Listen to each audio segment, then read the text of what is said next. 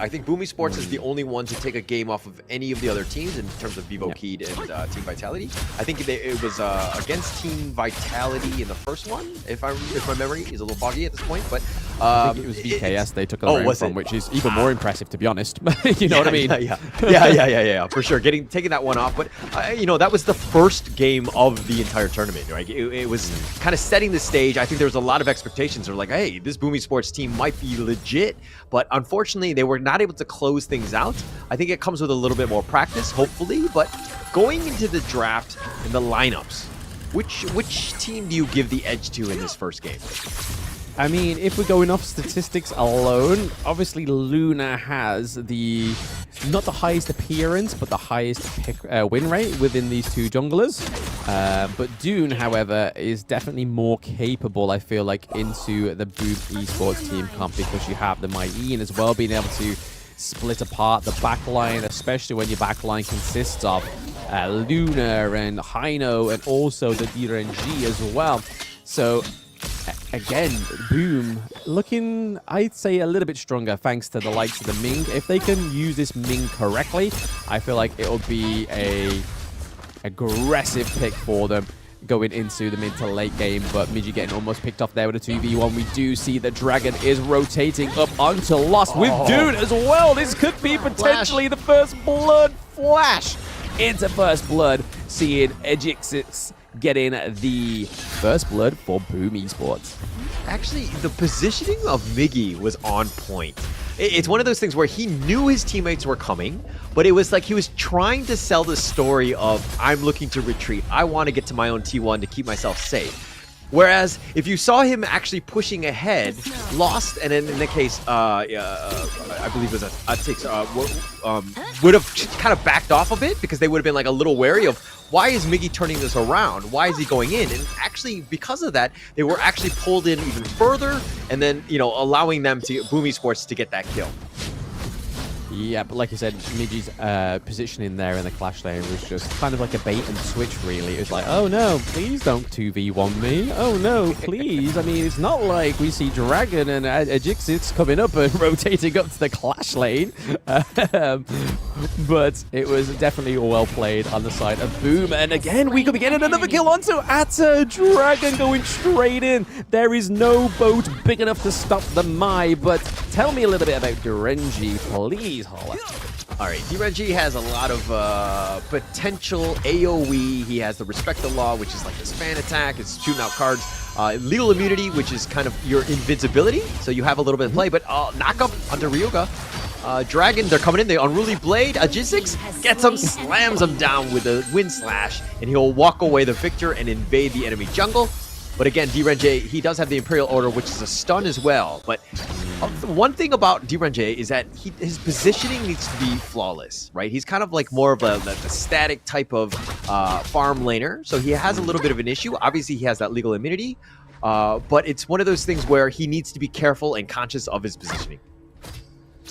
And nothing better to complement that static farm lane pick is Flash. Common skill Flash allows you to teleport the distance to either get in to close those very clutch kills, those high risk, high rewards, or to get out of those really sticky situations, which sometimes, if you play DRNG, you will find yourself in more than not. But the Tyrant and the Overlord are up. It's going to be really interesting to see where these teams actually put their allegiance to. Will they go for the Tyrant, like we've been seeing both of the Brazilian teams really been going for in the past two games, or will they go to look to the Overlord to get some lane priority?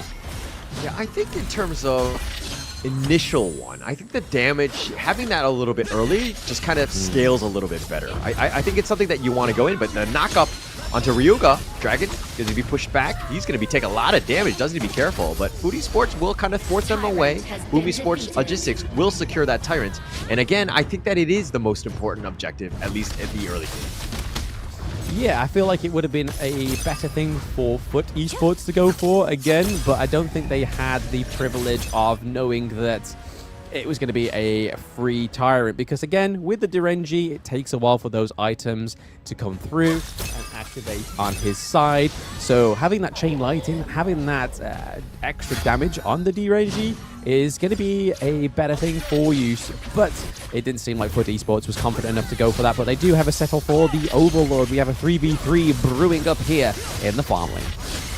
In the farm lane, they're being pushed back, and Snape, this is the power of the Hano. The Scepters just clear the wave so quickly, and he's just able to kind of push that along, and then maybe look to invade. But if anything, Snape can just be this, like, tanky monster. He has the Fate Rewind. There's not enough damage thus far, not yet at least, for Boomy Esports to kind of blow him up or to stun lock him so that he can't get on out of there. As long as he plays it safe, he can be, again, be the frontliner that you need, and the wave clear, again, that will just help you at least in the early stages. Yeah, I'd like to think that we may see some sort of tanky item come onto the side of the FUT Snape, but oh my days, Toshi with the ultimate shell through onto Sunbin. Miggy with the trade across the map as well onto Atix. It is all going boom for Boom Esports right now. Well, like you were saying, the Hano, it can be quite tanky with the recall, very well positioned, but are we going to see some tanks coming through for Hino? But it doesn't look like it just yet. The CC Muti comes through from the recall. Nobody quite lands the positioning there to try and find Hino and chase him down. Yeah, but you forced it out, all of that for basically essentially free, because the logistics on the Dune is just so tanky right now. And so Snape expending the ult means that he needs to play a little bit safer, right? And you definitely don't want to be playing safe. Look at him hiding into his own jungle, not even able to kind of push. And again, in the early game, you want to be aggressive. You want to be taking the enemy jungle or pushing the lanes and just farming as much as possible and not playing scared, hiding in a corner, which is kind of how I play in my rank game. A little bit of insight into Horler's personal ranking experience there. So if you do go against him, make sure we don't suppose your in-game name right now on cast, so people are like, I know exactly how this guy's going to play. Yeah, I'm crying in a corner. That's the end. No, don't come under my turret, please. We all play like that sometimes. It depends how vulnerable we feel in real life. But they do manage to steal the blue buff off themselves again. So FUT taking that. Not getting the kill, though. Midgie getting the kill over to Atix, which means that the blue buff just goes back into the bank of Boom. But, oh, they are not done yet. Rugar looking pretty low. Double kill for Toshi. That is not who you want to get a double kill onto. Lady Sun looking pretty fed going into the 8-minute mark. Horler. This may be very troublesome for FUT Esports. Very troublesome. I mean, Miggy making plays, going in there, just knocking people up, pulling people around, and through it all, Boom Esports has not lost a single player. They have been on point. Their coordination has been unreal. This is the Boom Esports that we wanted to see throughout, and unfortunately, it's coming a little bit late. But they're finally getting it into their fourth match or the third match that they've been playing in this league. Yeah, it's a shame for them to come show their skill here, but it could just be that FUT Esports may feel a little bit underwhelmed going into this game because, like we said, and like we were talking about earlier, is that, yes, Boom Esports didn't win a whole series, but the round they did take it off was VKS, which is a prestige within itself, considering this team just went 2-0 with Team Vitality. Again, we don't know whether it's because City Boy was put into the jungle rather than Shanks. Shanks into the jungle, sorry. But again, that's something for us. Anybody else to ruminate on. But there is a lot of aggression from the side of Boom Esports. However, FUT do take the Clash Lane turret T1. Yeah, they're feeling it. They know they have a huge advantage. I mean, it's 8 kills to nothing at this point, and they're just trying to starve them out, push it out. And again, if you're watching at home, if you're winning at all, this is the way you need to be playing. You should not be in your own jungle farming. You should be up in the enemy's jungle farming their creeps. If you need to fall back, that's when you look to take your own. But at this point, it's very unsafe for FUT Esports to make any sort of movement within their own jungle. And again, they're kind of in the corner crying strategy mode, which is, again, my patented move. Fetal position on the red buff. Love it. But looking at the itemization already, we see the Sparked Forge dagger coming through on the DRNG as well as the Doomsday. So again, basic attacks are going to be hitting a little bit harder than they were in the early game, and also having that chain lightning effect is just going to mean that you don't have to take the Tyrant in order to get it. However, they do take the... it looked like that Luna was trying to go for the Sage buff there, but it didn't quite work out. Toshi takes up his own, whereas Dune was looking to take the enemies, but it wasn't on spawn yet, whereas Mayeen and Dune are looking to just put pressure in these lanes. Yeah, and if we're looking at, the net worth of, Toshi right now. Oh, okay. Dragon going in, 1 versus 4. He's going to be bursted, so that's a little bit of a win for FUT ESPORTS. That's the first on the board. First, always the hardest kill to get, am I right? Yep, first cut is the deepest, but not necessarily in this case. It's the hardest to get. That CC immunity. Oh my god, Snape almost getting completely diminished with his health there. It was just the nick of time that he needed to get out.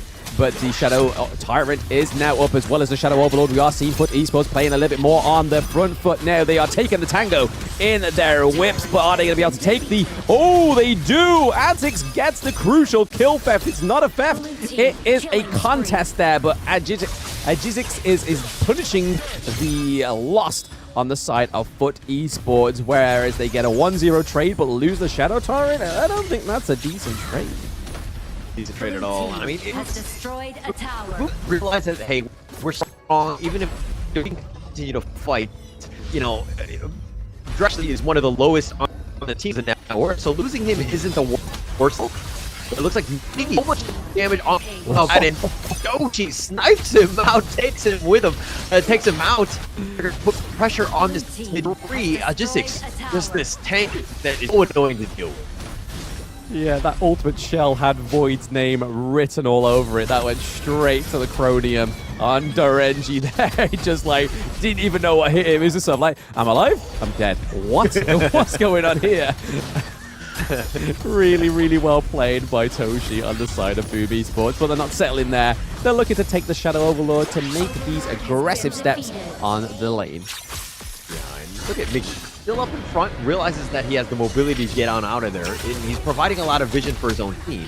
Again, it's just pushing him away. They can't even take the Azure Golem, and just on the run, right? All they can deal with the minion waves, if anything. But FUT ESPORTS on the back foot, just trying to find some sort of opening, some sort of way to just prolong this game, get Void a little bit more farm, but without the mid T3, it's going to be a tough time. Yeah, you've got those empowered minions now in the mid lane, which just makes it a little bit more peskier when it comes to those attacks on your Crystal. And down goes the higher ground turret in the farm lane as well. We see a lot of backline poke from Snape there on the high note, looking to just keep them away, trying to focus those minion waves. And there we are. We have Dragon bringing the Vanguard to the higher ground turret. It's going to take all of FUT ESPORTS to try and take it out, but we have Miji in the backline as well with Dune. Dune goes down thanks to Atix, and Lost goes down as well. There is a 1-1 trade on the side of FUT ESPORTS. Instant kill for Toshi. Toshi has very little health. He gets caught by the boat. The boat can't stop the Dragon, but it can stop the Toshi. But is this FUT ESPORTS looking to take some dominance here? We see that Atix is still... Lost on the Atta is still just pursuing the Ming as well, but watch out, Miggy is on the flank. They've got to be careful. Rugar looking pretty low. We do see that Lost is, however, able to get impressive off of the board there, and Atta is staying into the back just to keep his squishy friends alive. Hauler, there was a lot of action there, and this is the bounce off the canvas that FUT ESPORTS need. Yeah, and Agistix, it was like they went in, but the tower was still up. They had so many, I would say, positioning issues going in, because Agistix got killed. Once you lost your tank, then it was a matter of a full-out retreat. Doshi got caught out. It was a really nice ghost ship, but three-man stun there. They're turning this around, and Void gets blown up. Snape is there. He shows himself with the scepter. He should have just hid in the bushes and cried in the corner like I would have, but Snape gets knocked up. Doesn't matter about your fate rewind. Atix is now here. He's going to try to fight Dragon. He pulls him back. He does get one kill in terms of Dragon, but now he's being chased 1 versus 3. No real way to survive as Doshi blows him up and says, "Thank you, friend, for that free food." if you could see my face for that entire interaction, it just seemed like I was disgusted. Just as if I'd just been given some really bad food and I've just thrown up. It seemed like that. It was just a complete outplay here by Boom Esports, taking the Crystal in game 1 with 60 kills to 5. Boom Esports getting the